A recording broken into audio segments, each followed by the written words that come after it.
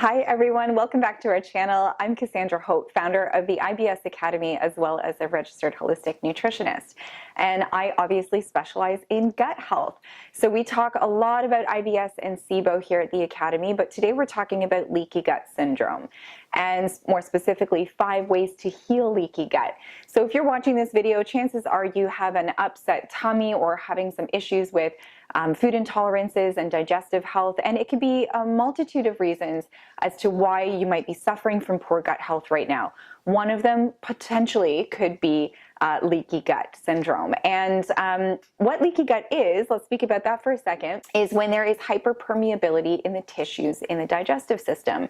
So normally your gut would have a very tight junctions, almost like when you look at your skin on your arm, you don't see any gapping or redness or inflammation in the skin. Everything is nice and cohesive and it looks healthy and tight, and that is healthy tissue. But oftentimes in high stress cases where either your nervous system is always in sympathetic overdrive, or your exposure to pro-inflammatory foods and drinks such as alcohol and sugar or gluten, etc., can actually weaken those tissues, break them down to the point where there's hyperpermeability in the gut. So one of the big problems with leaky gut syndrome is when you're eating foods, those food particles, those proteins, make their way through that gap in the digestive wall and make their way right into the bloodstream.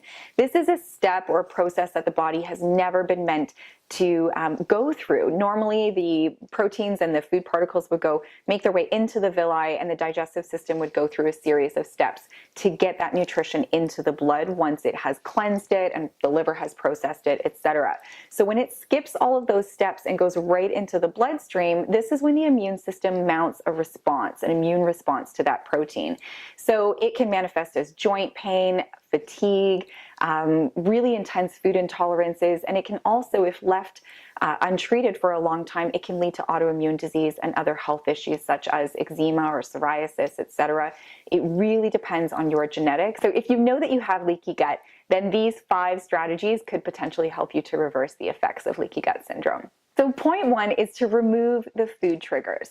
So removing the food triggers is not enough to actually heal leaky gut, but it is definitely the first step in getting you on the right path to healing leaky gut. If you are chronically ingesting the foods that cause inflammation in the gut, no matter the amount of glutamine or nutraceuticals that you take, it is not going to actually, your body won't have the opportunity to actually heal. Point number 2 is to address stress triggers. So if you are in chronic sympathetic overdrive, meaning that you are always in your fight or flight state, you are high stress, you're busy, maybe have a lot of tough things going on in life, potentially you have a hard time instilling healthy boundaries or removing yourself from stressful situations. Again, no amount of nutraceuticals, glutamine, healthy eating, etc., is going to fully be enough to heal leaky gut syndrome. It's important that you are also doing some personal development work to improve your response to stress. I cannot stress that enough. The third point to address leaky gut syndrome is to do a gut healing protocol. So that can differ. It really depends on what you're dealing with, but you want to definitely identify any infections that might be going on in the gut. So if you have an overgrowth of candida, if you're dealing with dysbiosis or dealing with SIBO, if you're dealing with parasites, or there are many different types of infections that you might be dealing with, including H. pylori. These are all things that need to be addressed first and foremost, and then you can go into a leaky gut protocol after that. The fourth point is to do a gut detox program. So gut detoxing may not be your first step in healing leaky gut. It might be more of a maintenance program, something that you do once you've already done a leaky gut protocol and you want to make sure that it doesn't come back. So when you think about the gut, I always use the analogy of a toxic bucket. So if you have a bucket that when you're born, there's maybe a little bit of toxicity in that bucket, predisposed toxicity from your parents while you were in utero. And then as you grow older, you're eating sugar, a little bit more toxicity gets in that bucket. And then you're going through high school, maybe you start smoking cigarettes and drinking alcohol, then that toxicity rises in that bucket.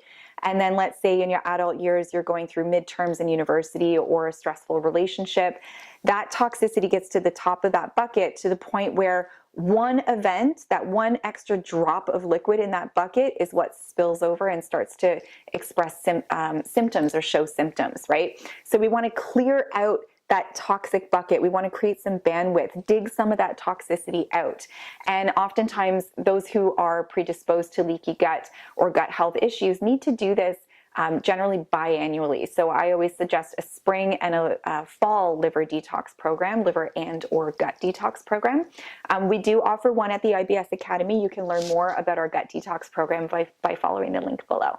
And the last point is to incorporate collagen and or gelatin-rich foods. So things like collagen protein powders are really, really popular right now. People are putting them in their dairy-free bulletproof coffee, in their smoothies. They're using it in baked goods. You can make a homemade marshmallow recipe, which we do have on our blog here at the IBS Academy on our website. You can also do bone broth. These are all things that can help to nourish the gut, repair the gut cells, repair the gut lining, and improve your immune system. Though it's important to know that if you are early on in your gut healing journey, oftentimes collagen and gelatin can cause irritation in the gut. So if you're drinking bone broth and taking collagen protein powders and that's causing more symptoms, please don't get frustrated. Just know that it's a little bit premature and that you'll probably want to introduce those foods into your gut healing regime later on when you've taken care of maybe any infections, reduced some inflammation, and have done a gut healing protocol first. So I really hope that this has been helpful and insightful for you guys. I wish I knew all of this information when I first started to experience symptoms of my leaky gut syndrome about 7 years ago. And I hope that this has been enough to plant seeds into your mind and get you to take action that's going to lead you to long-term health and healing and being leaky gut free. Thanks for joining me, and I'll talk to you guys soon. Bye.